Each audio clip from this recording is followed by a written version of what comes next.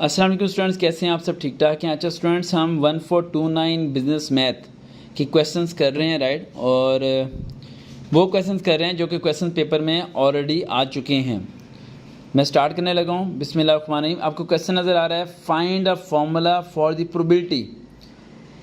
Probability का मतलब होता है अंदाज़ा लगाना। क्या होता है? अंदाज़ा लगाना। Distribution of the number of the boys in families with 3 children. जैसे ही उसने 3 चिल्ड्रन का नाम बोला तो आपने 3 के नीचे क्या लगा लेनी है? लाइन लगा लेनी है। 3 children assuming equal probabilities by the boys and girls. कहता है बॉयज़ और गर्ल्स की क्या इक्वल प्रोबेबिलिटी है। इक्वल का मतलब क्या होता है? बराबर, यानी अगर 2 इसकी है तो 2 ही इसकी होगी। अब प्रोबेबिलिटी पी से प्रोबेबिलिटी बनती है। प्रोबेबिलिटी ऑफ द बॉय आपने लिख देना 1/2। 1/2 लिखने के बाद अब ये जो फॉर्मूला है क्यू का, ये क्यू का फॉर्मूला है। ये फॉर्मूला आपने याद करना पड़ेगा, ये आपको कहीं से मिलेगा नहीं। ये इस फॉर्म क्यू को कहते हैं डिस्ट्रीब्यूशन। क्या कहते हैं? डिस्ट्रीब्यूशन।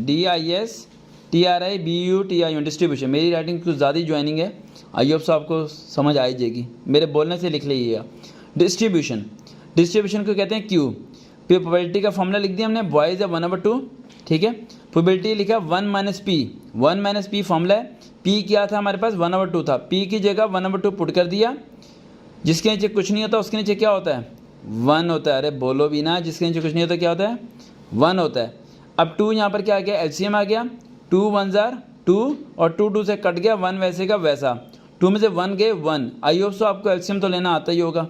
ये Q हमारे पास आ गया, Q आ गया हमारे पास। N number 3। अरे नंबर 3 कहाँ से आया? ऊपर सवाल में देखो मैंने हाईलाइट किया था 3 चिल्ड्रन, 3 बच्चे हैं। नंबर 3 यानी 3 है तो नंबर का मतलब होता है काउंट करके। 3 है तो 3 लिख देना, 4 है तो 4 लिख देना। लिखने के बाद ये फॉर्मूला होता है प्रोबेबिलिटी का। ये फॉर्मूला आपको भाई याद करना पड़ेगा, चाहे रटा मार लो।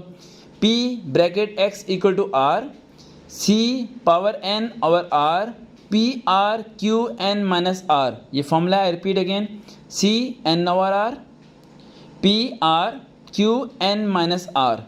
अब जैसे कि अगर आपको फिर भूल जाए तो मैं कैसे याद करता हूँ? C N ओवर R आ गया, फिर R यहाँ P पे चला गया, Q R ऊपर जाके क्या हो जाएगा? -N - R यहाँ पर आ गया। इस तरह करके भी आप याद कर सकते हैं। याद करने के बाद अब आप देखें आपके पास क्या क्या चीज़ें गिवन है। N आपके पास 3 है, जी बिल्कुल 3 है।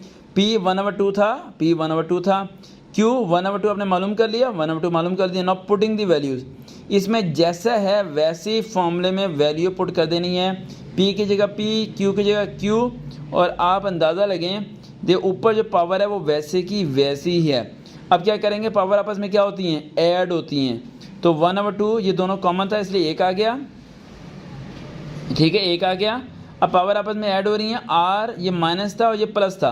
इस लाइन को चाहे आप ना करें, इस लाइन को चाहे आप ना करें, लो मैं काट रहा हूँ, ये लाइन आप काट दें, यहीं से आप करें। R से कट गया, प्लस था माइनस कट गया। 1/2 2 थे, 1 आ गया और 3 वैसे का वैसे ही आ गया। हो गया।